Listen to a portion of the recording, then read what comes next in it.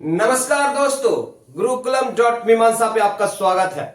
आ गया हूं मैं आज आपको वॉइस के अगले सीरीज में पास्ट कंटिन्यूअस टेंस में अफर्मेटिव सेंटेंस में एक्टिव से पैसिव वॉइस कैसे कन्वर्ट होता है। आज हम लोग इसके बारे में सीखेंगे, डिस्कस करेंगे, चर्चा करेंगे और किस प्रकार से ये एक्टिव से पैसिव बनता है। हम ये भी सीखेंगे कि पास्ट कंटिन्यूअस का स्ट्रक्चर क्या है, तो पैसिव में इसका स्ट्रक्चर क्या होगा, ये भी हम लोग सीखेंगे। और इससे पहले मैं बता दूं कि अगर जो पहली बार वीडियो देख रहे हैं तो प्लीज शुरुआत से वीडियो देखें। आप जब वॉइस क्या है से आप देखेंगे मेरा फर्स्ट वीडियो, तो आपको पूरा सीरीज समझ में आएगा। जिनको पहले से पता है ऑलरेडी तब तो खैर कोई बात नहीं है, लेकिन जो फर्स्ट टाइम अगर वॉइस नहीं आ रहा है तो सबसे पहले आप टेंस सीख लो, फिर आप वॉइस सीखो, फिर आसानी से समझ में आएगा। अब जरूर ये भी समझो कि अफर्मेटिव सेंटेंस क्या होता है, नेगेटिव सेंटेंस क्या होता है, इंटेरोगेटिव सेंटेंस क्या होता है। अगर ये सारी बातें आपको समझ में आ गया, पूरा स्ट्रक्चर क्लियर है, कॉन्सेप्ट क्लियर है, तो वॉइस तो चुटकी का काम है, बिल्कुल ही आसानी से समझ जाओगे आप। आइए चलते हैं, हम लोग समझते हैं कि पास्ट कंटिन्यूअस टेंस में कैसे बनता है। तो जैसा कि आप देख रहे हैं, यहां देख रहे हैं कि पास्ट कंटिन्यूअस को पास्ट क्या बोला जाता है, इम्परफेक्ट भी बोला जाता है, पास्ट इम्परफेक्ट टेंस नहीं, या इसको प्रोग्रेसिव भी बोला जाता है, पास्ट प्रोग्रेसिव। इसमें अफर्मेटिव सेंटेंस है, मतलब नेगेटिव सेंटेंस नहीं है ये, ठीक है। तो हम देखते हैं कि एक्टिव वॉइस में इसका क्या स्ट्रक्चर है। तो इसका स्ट्रक्चर है सब्जेक्ट प्लस वाज या were plus B four plus object. B four का मतलब क्या, आईएनजी लगाते हैं वर्ब फॉर्म में तो बी4 हो जाता है। ईट है तो ईटिंग, गो है तो गोइंग, नहीं जंप है तो जंपिंग, इसी प्ले है तो प्लेइंग। उसी प्रकार से जैसा कि हर बार मैं बोलता हूं कि एक्टिव से पैसिव जब बनाते हैं तो ऑब्जेक्ट क्या होता है, सब्जेक्ट की जगह पे चला आता है, और जो सब्जेक्ट है ये ऑब्जेक्ट की जगह पर चला जाता है। तो यहां पर क्या है, ऑब्जेक्ट है, ऑब्जेक्ट के हिसाब से जो भी वर्ब लगेंगे, वाज या वेयर, सिंगुलर होगा तो वाज लगेगा, प्लूरल होगा तो वेयर लगेगा। अगर आई रहेगा आई के साथ वाज लगता है, जिसके साथ जो यूज होता है हमें वो यूज करना है। प्लस बी4 जहां है वहां बीइंग लगेगा, तय है, निश्चित है। प्लस बी3 भी निश्चित होता, पैसिव वॉइस में हम बी3 का यूज करते हैं नहीं। अगर आप लगातार सीख रहे हैं तो ये ऑलरेडी आपको मालूम होगा। प्लस बाय प्लस सब्जेक्ट, ये एजेंट लगाते हैं। मैं आगे चल के आपको बताऊंगा, ऐसा कई सारे सेंटेंस होते हैं जिसमें एजेंट नहीं लगता है, नहीं, नोबडी, समबडी, कुछ इस तरह की बातें कई सारे हैं जहां पर हम एजेंट का प्रयोग नहीं करते हैं। लेकिन पहले हम बेसिक स्ट्रक्चर हमारा क्लियर हो जाए तो फिर अलग से जो भी विशेष रूप से होगा हम उस पर भी चर्चा करेंगे, उसके बारे में भी सीखेंगे हम लोग, बिल्कुल कंप्लीट सीखेंगे हम लोग वॉइस को। चलिए हम एग्जांपल से इसे समझने की कोशिश करते हैं कि ये क्या चीज है। तो क्या है, subject I was eating a mango. बहुत ही सिंपल सेंटेंस लेता हूं ताकि आपको समझना आसान हो जाए। कुछ चूंकि क्या सीखना है, हमें रूल्स सीखना है, इसका स्ट्रक्चर समझना है, तो सिंपल तरीके से बताऊंगा तो आपको समझ में आएगा।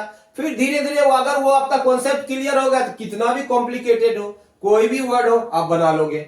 आइए चलते हैं, इसे समझते हैं। ये क्या है, हमारा सब्जेक्ट है, ये हमारा वाज है, हेल्पिंग वर्ब है, ये हमारा V4 है जो हमारा मेन वर्ब है, और मैंगो हमारा क्या है, ऑब्जेक्ट है। तो ऑब्जेक्ट को हम सब्जेक्ट की जगह पे लाते हैं, नहीं तो यहां पर क्या हो जाएगा, ए मैंगो, करेक्ट। अब एक मैंगो है तो क्या लगेगा, सिंगुलर है ना, तो इसमें वाज लगेगा, ए मैंगो वाज। प्लस क्या है, बीइंग है। क्यों बीइंग है, क्योंकि ये कंटिन्यूअस है, बी4 लगा हुआ है, तो यहां पर क्या है, बीइंग लगाना पड़ेगा, correct. A mango was being क्या हो जाएगा, ईट है तो eaten by, a mango was being eaten by, I है तो क्या हो जाएगा, आई का मी होता है। अब आई का मी होता है, यू का यू ही होता है। अगर यहां सब्जेक्ट से ऑब्जेक्ट की जगह पे जाएगा तो ऑब्जेक्टिव केस में आई का मी, यू का यू, ही का हिम, सी का हर, दे का देम हो जाता है, नहीं? तो a mango was being eaten by me. उसी प्रकार से हम दूसरा एग्जांपल लेते हैं। You are singing a song. तुम एक गाना गा रहे थे। तो सब्जेक्ट ये है, ऑब्जेक्ट ये है, ये दोनों को रिकॉग्नाइज कर लो। मेन वर्ब हमारा ये है, इसको रिकॉग्नाइज कर लो और फॉलो करो स्ट्रक्चर को, फॉर्मूला को। क्या है ये? A song. ए सॉन्ग ले लो, ऑब्जेक्ट हमारा हो गया ए सॉन्ग। इसमें क्या लगेगा? वाज लगेगा। ए सॉन्ग वाज प्लस क्या है? Being. A song was being, sing का भीतरी क्या होता है? सिंग सेंग संग। संग बाय क्या हो जाएगा? यू का यू ही होता है, नहीं? बन गया ये। उसी प्रकार से हम ही से एग्जांपल लेते हैं। He, correct. He was playing a game। अब पैटर्न फॉलो करो, अब पैटर्न समझो। पैटर्न समझ में आ गया तो सब समझ में आ जाएगा। He was playing a game, तो हमारा गेम है ऑब्जेक्ट, ये है सब्जेक्ट, ये हेल्पिंग वर्ब, ये हमारा मेन वर्ब है, करेक्ट। तो हमारा क्या हो जाएगा? ए गेम। ए गेम में क्या लगेगा? Was. A game was before है तो यहां बीइंग लग जाएगा। ए गेम वॉज बीइंग, प्ले का क्या हो जाएगा? प्लेड। उसके बाद बाय प्लस ही का क्या हो जाएगा? यहां पर ऑब्जेक्टिव केस में आया तो हिम हो गया। उसी प्रकार से हम शी से भी एग्जांपल लेते हैं। She was playing cricket. हमारा ऑब्जेक्ट क्या है? क्रिकेट है, सब्जेक्ट सी है, तो क्या हो जाएगा? Cricket was being played. क्या हो जाएगा? शी है तो क्या हो जाएगा? Played by her, correct. उसी प्रकार से हम समझते हैं कि अगर प्लूरल हम ऑब्जेक्ट रखते तो क्या होता है? We were. अब कंफ्यूज मत करना, मैं आर को कई बार कर्सिव में ऐसे लिख देता हूं, अब कई बार ऐसे लिख देता हूं, तो आप कंफ्यूज मत करना। कहीं कहीं मैं ऐसे लिख देता हूं, मैं देख रहा हूं कि सर ये क्या लिख दिया आपने, ये क्या लिख दिया, तो मैं ये बता दे रहा हूं आपको। तो वी वेर, तो क्या हो जाएगा? We where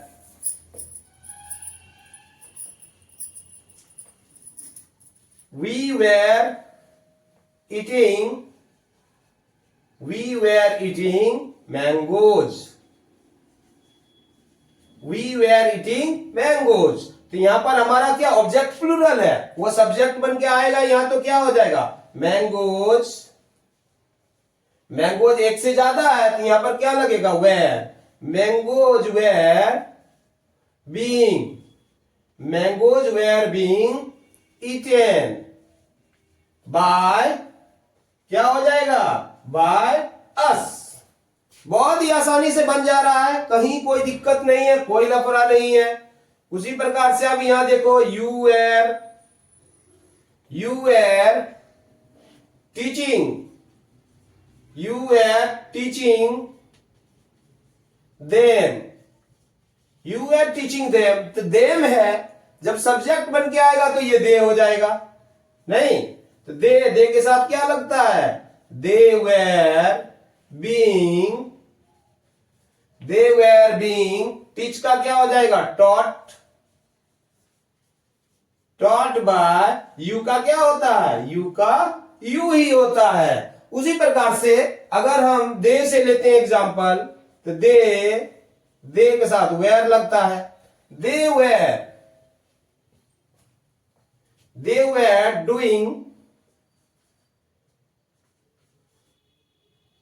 doing nothing. वे लोग कुछ नहीं कर रहे थे, नहीं? यहां नथिंग है, तब नथिंग को पहले लेते हैं, तो क्या हो जाएगा? दे वर डूइंग नथिंग। तो ये हमारा ऑब्जेक्ट है, ये सब्जेक्ट है, ये बी4 है, मेन वर्ब है, ये हेल्पिंग वर्ब है, तो यहां पर ऑब्जेक्ट लेते हैं पहले नथिंग। नथिंग क्या लग जाएगा इसमें, वॉज लग जाएगा, nothing was being done, nothing was being done by them, उन लोगों के द्वारा कुछ भी नहीं किया जा रहा। उसी प्रकार से हम नेम से भी लेते हैं, देखते हैं कैसे होता है। राम एंड मोहन, राम एंड मोहन, कोई भी एग्जांपल, कोई भी वर्ब ले लो। Ram and Mohan played, were playing, चूंकि ये कंटिन्यूअस है ना, पास्ट कंटिन्यूअस, तो क्या होगा, Ram and Mohan were playing cricket. नहीं तो क्या हो जाएगा, क्रिकेट है हमारा ऑब्जेक्ट, यहां ऑब्जेक्ट पहले लेते हैं, क्रिकेट क्या हो जाएगा उसके साथ, क्रिकेट के साथ सिंगुलर लगेगा, क्रिकेट वॉज बीइंग, क्या होगा, प्लेइंग का क्या हो जाएगा, played by. Ram and Mohan है, तो राम एंड मोहन ही हमारा एजेंट बन के आएगा, राम एंड मोहन, करेक्ट। उसी प्रकार से अगर एक नाम पर भी बनाते हैं तो क्या होगा, वही रह जाएगा। तो मुझे लगता है कि ये बहुत ही आसान है अफर्मेटिव सेंटेंस, पास्ट कंटिन्यूअस का अफर्मेटिव सेंटेंस में एक्टिव से पैसिव वॉइस बनाना। नहीं, आपने देखा किस प्रकार से आसानी से चेंज हो गया। आपको सिर्फ पता करना है सब्जेक्ट ये है, वाज वेयर लगता है भाई, बी4 है, ऑब्जेक्ट है, ऑब्जेक्ट को सब्जेक्ट की जगह पर ले लिए, उसमें वाज वेयर लगाना है, बीइंग है, बी4 है तो बीइंग लगना है, अनिवार्य है, और बी3 लगाना, बाय प्लस सब्जेक्ट, क्या वो ऑब्जेक्ट की जगह पर जाएगा तो क्या हो जाएगा, ये आपको पता चल जाएगा। नहीं तो मुझे लगता है ये पूरा क्लियर हो चुका है। आप इसको तभी सीख पाओगे जब आप इसका बार बार प्रैक्टिस करोगे। मैं हर बार बोलता हूं कि बार बार आपको प्रैक्टिस करनी पड़ेगी, तभी आप सीख पाएंगे। बेसिकली एक बार स्ट्रक्चर सीखा तो आपको रूल्स फॉलो करना है, रूल्स पता हो गया और आपको प्रैक्टिस करना, कहता practice makes a man perfect. तो आपको विदाउट प्रैक्टिस आप परफेक्ट नहीं हो पाएंगे। और खास करके ग्रामर लगातार कोशिश कीजिए, अब खुद से सेंटेंस बनाइए, एक बार समझ लीजिए, अब खुद से आप सोच के आप सेंटेंस बनाओ, तब आपका कॉन्सेप्ट क्लियर होगा। तब ब्रेन पे जब तक आप जोर नहीं डालोगे आप क्रिएटिवली सोच नहीं पाओगे। जब आप क्रिएटिवली सोचोगे तो परसीव करोगे। कहा जाता है पहले परसेप्शन देन कॉन्सेप्शन। परसीव करो चीजों को, जब तक परसीव मतलब क्या, इमेजिन करो, नहीं पहले इमेजिनेशन, इमेजिनेशन नहीं होगा तो कॉन्सेप्शन कैसे बनेगा। अरे लर्निंग का पहला पैरामीटर होता है इमेजिनेशन। तो आप इमेजिन करो और इस तरीके से स्ट्रक्चर खड़ा करो, कोई भी एक ही ले लो, मैं ये बोलता हूं ईंट पे ले लो और लगातार आप बनाओ इस पे, इस हिसाब से। जब एक बार आप पैटर्न बना लिया ना आपने, तो आपका कॉन्सेप्ट क्लियर होगा, फिर आप चेंज करते रहो और फिर क्लियर हो जाएगा।